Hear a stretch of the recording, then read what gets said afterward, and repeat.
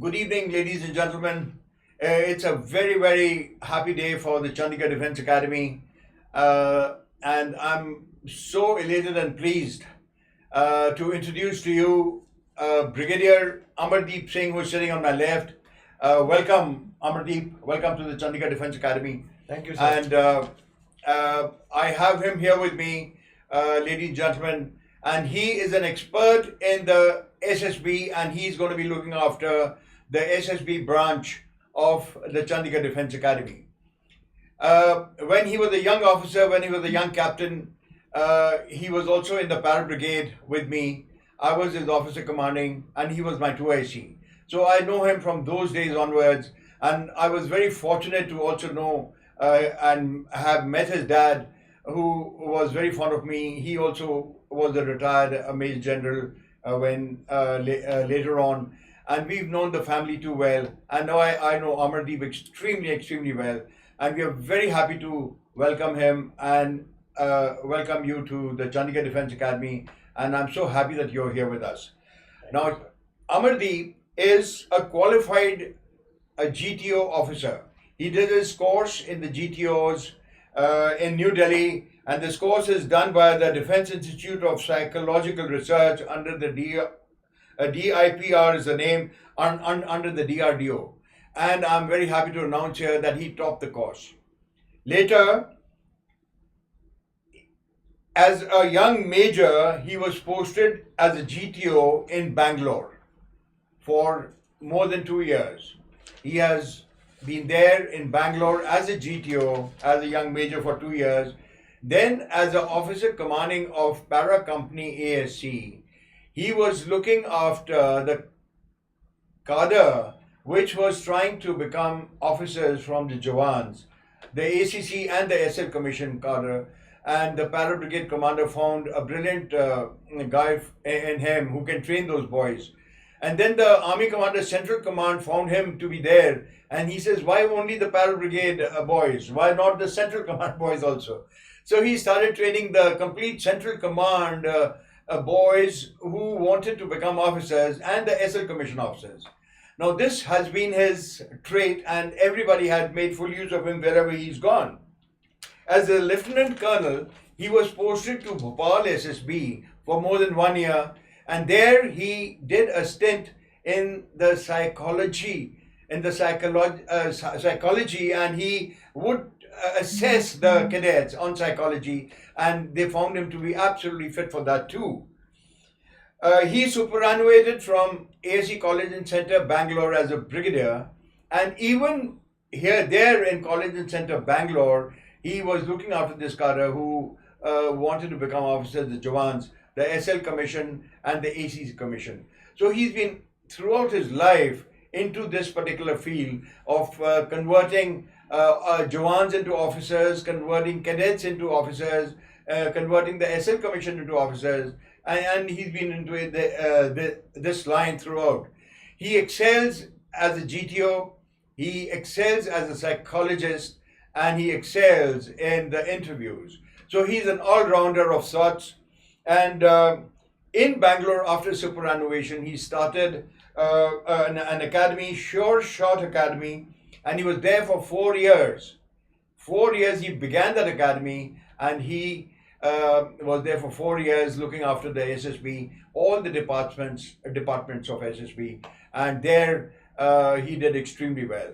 Overall, I'm told more than 300 officers today in the Indian Army have gone through Amardeep, Brigadier Amardeep. So we are very happy to have you here with us, Amardeep. I call him AD. AD, we are very happy to have you here with us, and we are very fortunate to have you. In fact, the cadets of Chandigarh Defence Academy will not only benefit by your experience, it will be the complete Northern India cadets, because they will all, the moment they come to know that you're here with us, they will all home on to us that, wow, Brigadier Amardeep is there in Chandigarh Defence Academy now, let's go and get trained by him. Because he began that academy in Bangalore, known as Sure Shot Academy. The cadets being trained by him, Sure Shot, will get into NDA. So, Amardeep, we wish you a lovely, lovely tenure here, and we wish that you can train more and more people and send more and more quality people into the Army, Navy, and the Air Force. Now that you're going to be here with us, Eddie, what is your plan? How do you plan to go about your task of conducting this SSB course here in the Chandigarh Defence Academy? All right, sir. Firstly, at the outset, let me thank you for the kind words. And it is my privilege actually to be joining hands with the Chandigarh Defence Academy. More so because you are here, sir. Thank you. As regards how I plan to go about training the youngsters who wish to join the armed forces, well, it's pretty simple, sir. Let me put it this way, that after the written exam is over, irrespective of which entry they want to go in, whether it is the NDA, they want to go to the CDS for the direct entry, or they want to go for OTA, Short Service Commission, or for the Navy, or for the Air Force. Now, the SSB part remains common. Right. There is no change. It also remains common for the young girls, the young ladies who wish to join as officers. Right. So the SSB is the same, irrespective of who you are, what you are, and your gender. Right.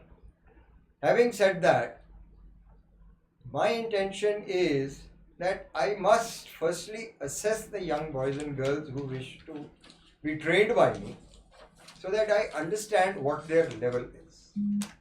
Once I have understood what their level is, what their strengths and weaknesses are, I will thereafter give them a hands-on training of what to expect in the SSB. Right. Now, the first thing, as we are all aware, is the screening. And the majority of the young boys and girls do not clear the screen. A large majority of them, which sort of, I should say, puts a damper on their spirits, and they start wondering, are we really that bad? Well, the reality is that what we test in the SSB, starting from screening onwards, is something so different from what you have ever experienced in your life, that you are at sea, literally at sea, without, as they say, in a sailboat, in a boat in the sea without a paddle. You don't know what is happening. Yeah. You don't know what to expect. Can I interject you Sure, here, Eddie? Can you tell us in short what exactly is screening? Sure, sir. Earlier, about a decade plus back, the system was anybody who cleared or met the basic requirements of the educational qualification and the written exam was called for SSB. Irrespective. Everybody used to go, and for 4 days all were tested, and then it was seen whether they are found fit or not.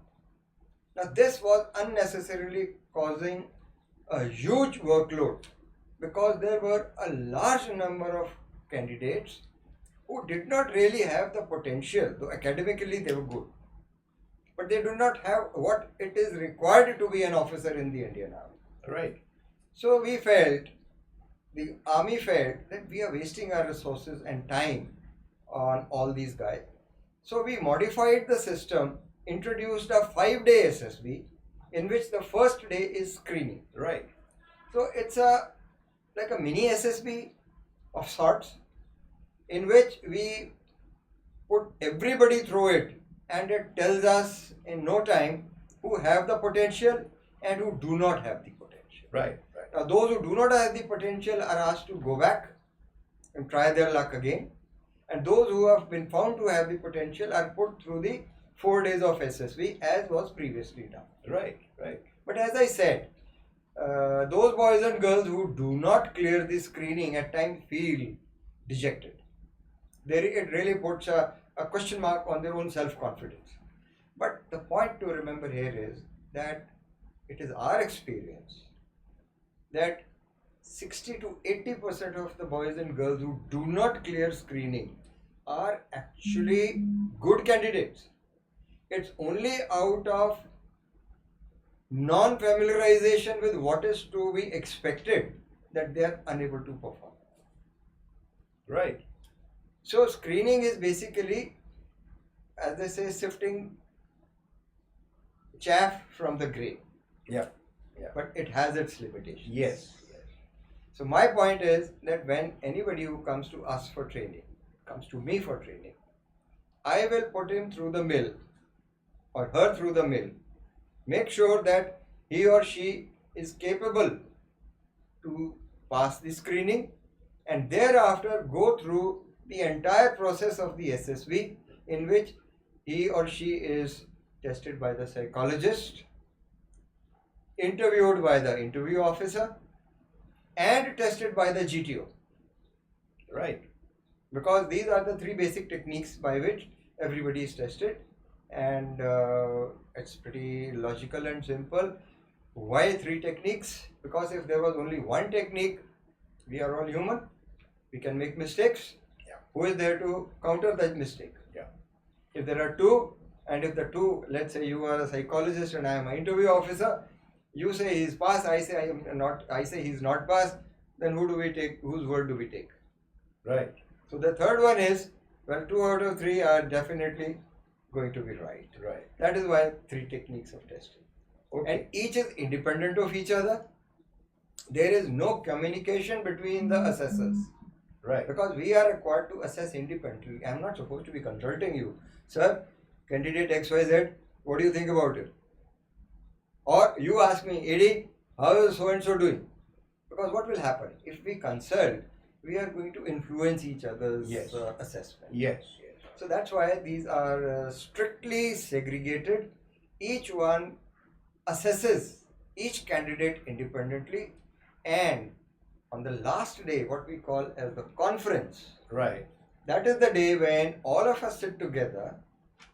We declare the result as we feel for each candidate, Right. based on our assessment. Okay. If I say candidate number 1 is passed by the GTO, then the psychologist says yes, candidate number 1 is passed by the psychologist, and then last is the interview officer who says yes, I also pass it.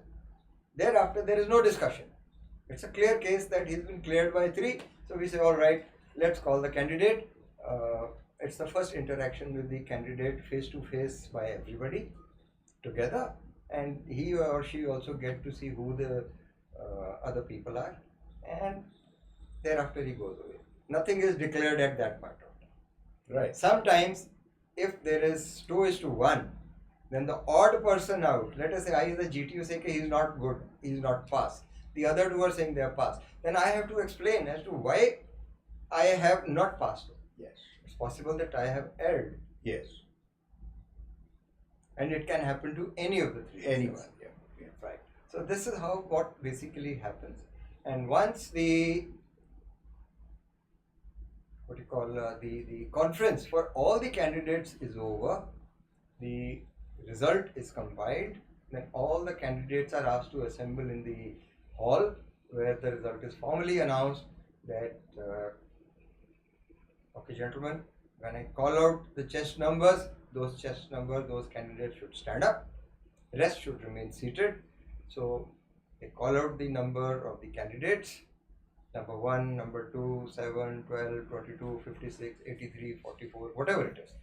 As many have been passed, and then they say, all right, the numbers which have been called out, all of you guys who are standing, you are all cleared. Please come back, come out, come and stand here. The rest of you, wish you all the best for your next attempt. Right. This is primarily how it is. And when I am here with you, my endeavor is to put all the candidates through this process, starting from screening till they are finished Right. with the conference, Right. so that they get an actual feel of what is coming their way when they actually go for their interview Right. at the SSV. Right. Right. So this is how we intend to run this 25 days of course that we have planned. We start on the 15th of this month. Wonderful. and the actual training will be for 21 days. Right. And the additional days I have kept because possibly there are a few weak candidates who would need a little extra mentoring. Why? Fantastic. So that everybody who goes away from us should go with that confidence that he or she will face the SSB with full confidence, with full josh, with full knowledge of what to expect and do their best. Wonderful, wonderful, wonderful. So, ladies and gentlemen, as you heard from the horse's mouth, he is not a trainer with us. I must here, right in the very beginning, tell you all. You will find very many trainers all over the country. He is a mentor with us. He is a mentor with us, and he is the one who is going to fine-tune you into becoming officers. He is going to fine-tune you to that level which is the required level of the SSB, and therefore you will succeed. You have no choice but to succeed if you have been trained by Brigadier Amardeep, AD as I call him. AD, one question everybody would be having. I also have this question. sure, sir. The marks given for the SSB is 900. That's right. Likewise, there is 900 marks for the written. Right. Now, this cadet who has passed his written is now eligible for the interview. How are these 900 marks associated, and where do they fit in where? And how do these the interviewing officer, the psychologist, the GTO, and the chairman of your board, how are the marks distributed, and how does he finally get into the 900 bracket? Right, sir. A very pertinent question. First of all, let me put it this way, that your written exam is purely an academic exam. Right. It has got no bearing on the SSB at all. So all the children who appear for the written exam, whether it is NDA or CDAs or whatever they have scored there, a merit list is based on what they have scored. So the highest scorer is number 1 on the merit, and the lowest scorer who has passed. The cutoff is the pass mark. Till then, the merit is made. Let us say out of a few lakhs of children who appear, let us say 70,000 or a lakh of boys have cleared the written. So starting from 1 to 1 lakh is their seniority of merit as per the marks they have scored. Right. That is one. Right. It just indicates that these boys are eligible for SSB. Then they get a call letter, they come to the SSB. Right. Those who are screened out, the story ends for them for that particular course. Correct. Those who get retained. Now 300 marks out of the 900 with the SSB are with the GTO, the interview officer, and the psychologist. Okay. Each one of us assesses you for 300 marks. Each. Right. And you must pass with each one, or at least with 2. Right. Once you have cleared, you have scored the pass marks out of 900, which is the total of the marks scored by each assessor. Then that makes the final, another interim merit list based on what you have scored for the SSB. Correct. These we submit to the Army headquarters. Right. There a final merit list is compiled based on what you have scored in your written and what you have scored in your SSB. That's right. And then the final merit list is made based on now, after totaling up with 1800 marks. That's right. Whether you are first, second, third, fourth, fifth, or whatever. This Okay. is the process. Wonderful, wonderful, wonderful. So this is very, very clear now, boys and girls, ladies and gentlemen. The marking system of the SSB is very, very clear. 300 marks are with each of the assessing officers, and another merit list is maintained here in the SSB which is further compiled together, the written and the SSB at the Army headquarters level, and the final merit list is prepared, by which you either make it or you don't make it. Right. Am I right? Absolutely. This merit list is submitted to the UPSC. Right. So UPSC rechecks it, Right. and the UPSC then releases the final. Wonderful. Now, all that is left for me is, ladies and gentlemen, to feel very proud of Brigadier Amardeep and to be very happy that he has joined us. And the future of the cadets of Chandigarh Defence Academy, I see, is very bright now.